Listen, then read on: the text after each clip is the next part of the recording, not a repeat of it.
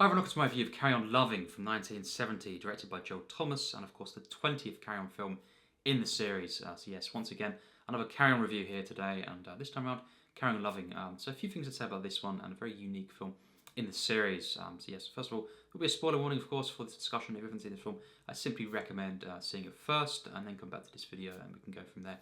We can discuss this film and all things Carry On in the comments. So yes, all that said, let's discuss my thoughts on this film. So yes, recently seeing this one again, saw it last year for the first time, and rewatching it in the last week. And yeah, I think this is a one that I must say straight away, I really enjoy this one. I think it's one of the better Carry On films. It's got a lot going for it, and it's just a very grounded, natural film. I feel, with a lot of, character workings here. It's more focused on the characters and the drama, you could say, than being a typical Carry On comedy at times, although it has got, of course, hilarious moments, moments of slapstick, just mix-ups and all this. And I think it is, definitely at times a typical Carry On, but it does have a very different flavour, and it kind of at times is similar to Girls in some of the way it's done, the couples and relationships, but it is very different as well, and it's more, I think, more focused, and has more of a kind of a grounded script than, for example, Carry On Girls. We start off the film, of course, the Wedded Bliss dating company, and of course, Sydney and Sophie are the ones running this, and of course, two partners there, played by Sydney James and Hattie Jacques, and essentially, it's appeared to, the public, people that go there, that, it's kind of done through the computer, and that's how people are matched up through the machine. And of course, Sydney, is kind of making that out, and then it actually is, though, it turns out to be Sophie in the back, kind of doing things, and she's the one that actually matches up, these different couples, potential, romances, of course, and all kind of unfolds from there. The main bulk of the film is focusing on these characters that are kind of matched up, and it leads to different shenanigans, and as we know, a lot of hilarious moments, in this film, and quite bizarre moments. A lot of unique characters in this film. It's the first of two performances from Richard O'Callaghan, and he plays Bertram Muffet, and I loved this character at times. We have a mix-up at first with the name, and obviously Sydney is kind of thinking, he's saying muffin, and I do love as well, before I forget, the bit where finally he gets the name right, and then of course Bertram, corrects him wrongly by saying, muffin, and it's just a really hilarious moment there. It's kind of it's been drummed into him that, and he actually believes, for a moment his name is Bertram Muffin, and that's a really funny moment there. But yes, he's one of the main characters it follows, and he kind of meets up with, of course, Jackie Piper, Sally, in the film, and that is probably my favourite, kind of thread in this film, relationship actually, and I really did enjoy that.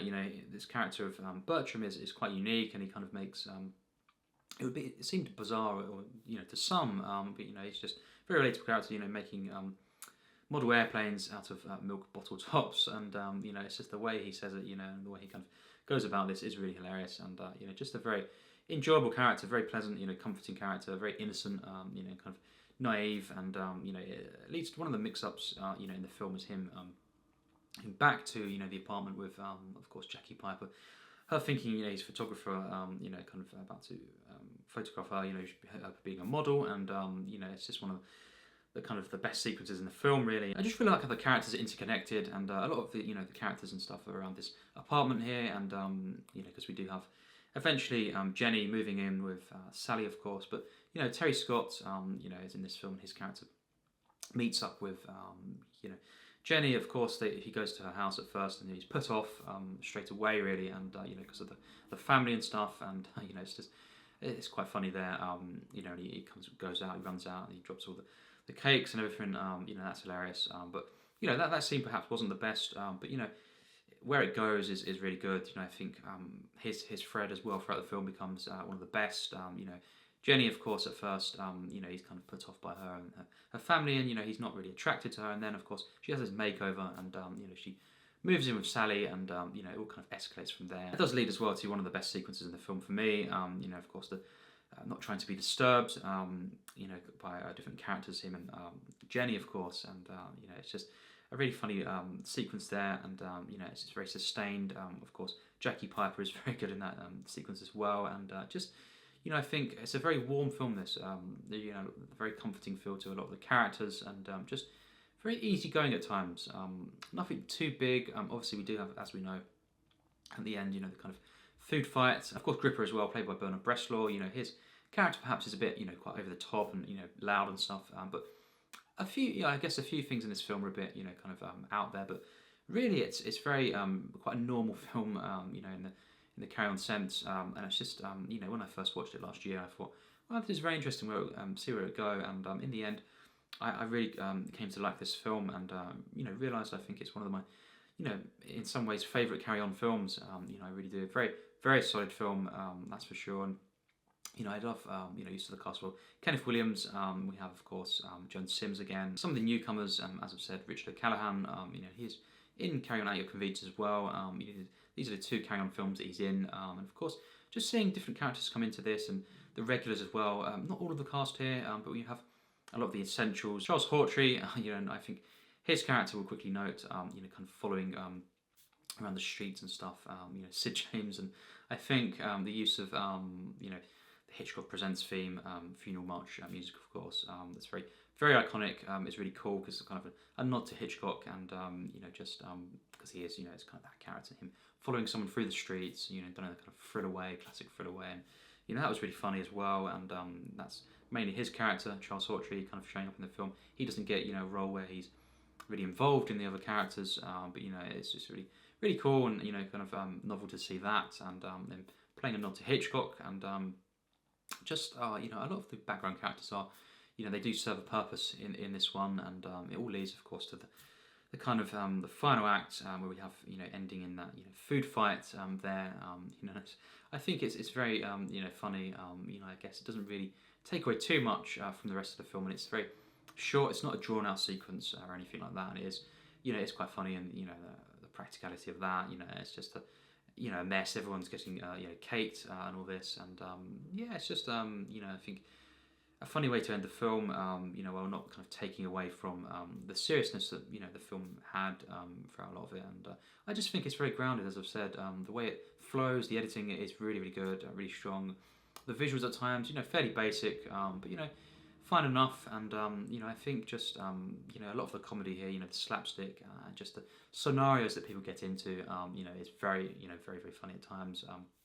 Of course, the way it kind of escalates as well with Sid James, Hattie, Jacques throughout the film, their arc, is very, I think it's very human as well, and kind of, it's quite complex. So it has, a lot of kind of complex relationships, I feel, in the film, and Joan Sims' involvement there as well. Kenneth Williams, his kind of switcheroo and what he has to do in the film. There's a lot going on with quite a few of the characters here, and I think it's just very investing in that sense, and a lot of the gags as well, just around situations, very kind of real life situations, more than kind of over the top stuff. It's not really got too much of that in this film, although it has got the kind of certain moments for sure. And Bernard Bresslaw, his character, when he keeps suspecting, of course, Joan Sims being with someone else, that's really funny. The way that's done. People hiding outside, of course, the apartment. Sid James in particular there. That's really funny, and I just think the first act is just very, very nice. The way it kind of reels you in, a very natural flow, and just quirky characters, of course, including Bertram, and I think the middle is when it's really at its best, and the final act as well is not weak either. I do think it's quite fine as well, and overall, it's a film that I just found once again to be a very comforting watch. It's very warm. It's very charming, human in the interactions and the character arcs, and Patsy Rowlands as well. She's quite funny in this film as well, and just all of the characters really have a purpose to the plot, and they're all kind of interconnected in some way, really. And we do have obviously characters like Charles Hawtrey, his character who's kind of there separately, but that's always a lot of the time that was what he done. The Carry On films, and it worked so well. He was kind of this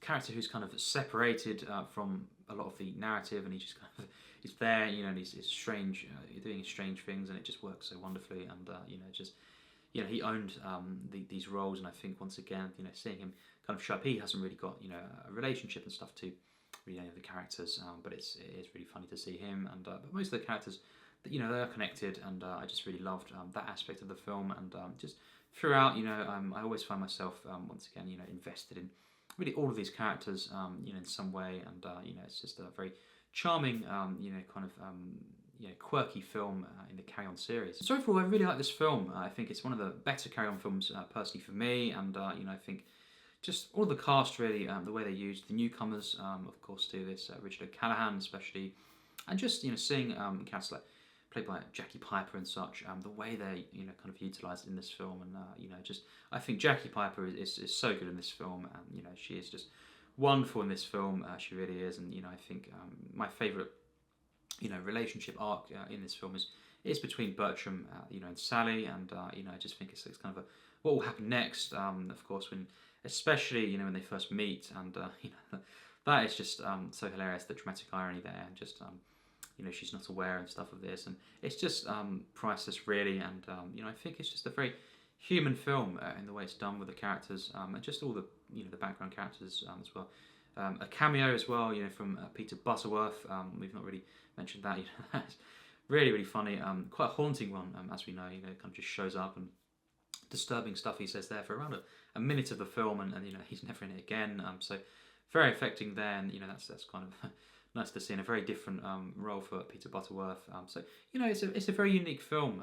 In this series, it's got slightly different flavour, but it does have a lot of the core elements, of the Carry On series, especially the second half, of the series, and I think Kenneth Williams as well, definitely a really funny role from him, and Hattie, Jacques, Sid James, Joan Sims, Bernard Bresslaw, all these characters, and especially I think Richard O'Callaghan and Jackie Piper, is definitely my favourite aspect of this film. But really all of the threads, Terry Scott as well, his arc, that's really funny, and I think it culminating in that bizarre kind of food fight, it doesn't really bother me too much, and it doesn't really taint the film, even though it's I guess it's kind of it didn't need to happen, but it's funny to see that. I guess it's kind of it's kind of novel in that aspect, and it's not one of those final acts where it goes really all over the top for a prolonged sequence, and it kind of it's a bit too silly. It's fine enough, and I think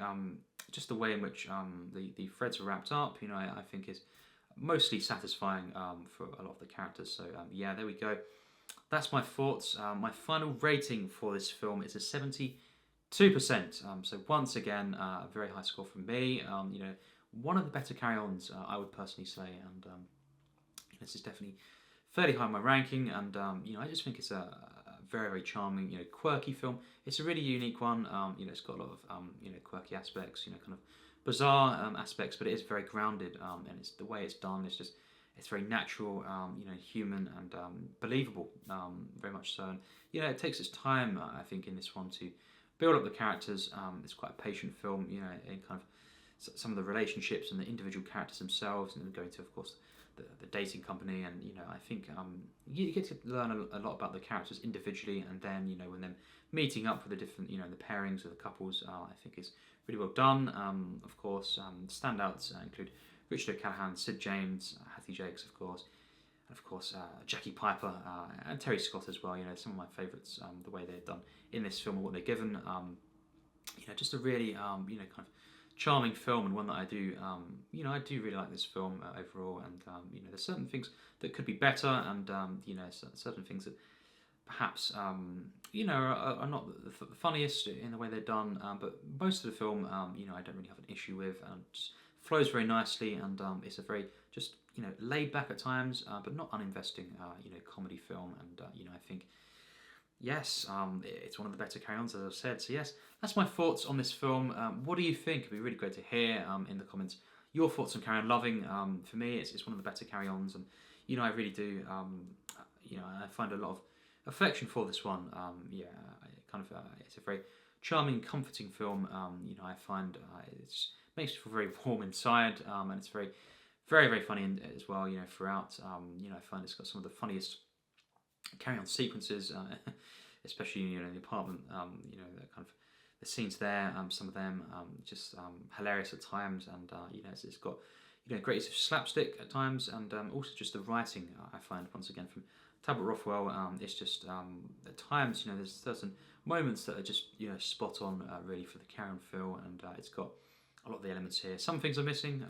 Some of the cast are not here, and could have been used so well. But what we've got, I will take as one of my one of the better carry-ons and among my favourites, I guess, in the series. So yes, more carry-on content to come on the channel. Very soon we have carry-on Henry to discuss. That's one I look forward to talking about. A few things to say about that, and that'll be in a few days, from now, and or from this upload, within the week, definitely. And we have more carry-on films. Obviously, I've always got planned that I've already seen. So loads of content coming on the channel with carry-on, and of course, it'd be great to hear, as always, your thoughts. How does this compare to the rest of the carry-on films, in the franchise, and what your experiences with this? What do you feel about this film? It'd be great to hear in the comments, as always, and all things carry-on. So yes, as always, take care, and thanks for watching.